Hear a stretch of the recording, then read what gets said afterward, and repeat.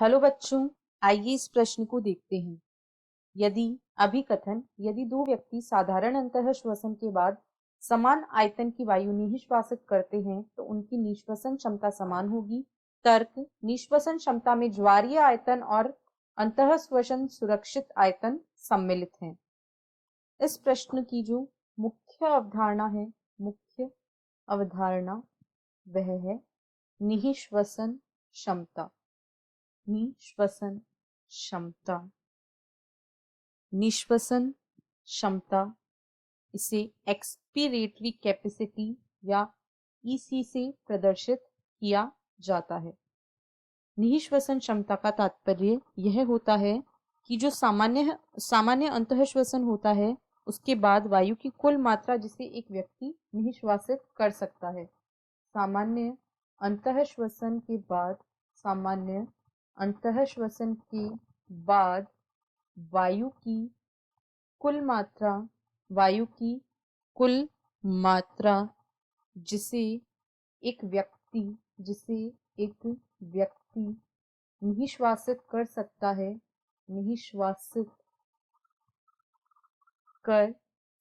है उसे ही निःश्वसन क्षमता कहते हैं। निःश्वसन क्षमता में ज्वारीय आयतन तथा निःश्वसन सुरक्षित आयतन शामिल है।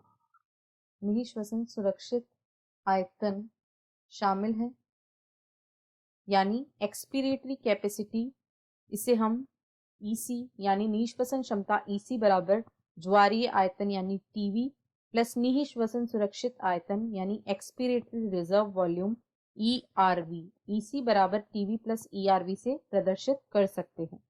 अब यदि हम अभिकथन को देखें तो इसमें कहा गया है यदि दो व्यक्ति साधारण अंतःश्वसन के बाद समान आयतन की वायु निश्वासित करते हैं तो उनकी निःश्वसन क्षमता समान होगी। बिल्कुल सही है, क्योंकि यह वही आयतन है जिसे सामान्य अंतःश्वसन के बाद निश्वासित किया जा सकता है।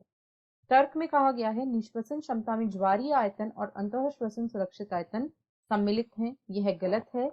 निश्वसन क्षमता जो है वह ज्वारीय आयतन और निश्वसन सुरक्षित आयतन का योग होती है। अतः तर्क गलत है, अभिकथन सही एवं तर्क गलत है। आशा है आपको प्रश्न समझ आया होगा। धन्यवाद।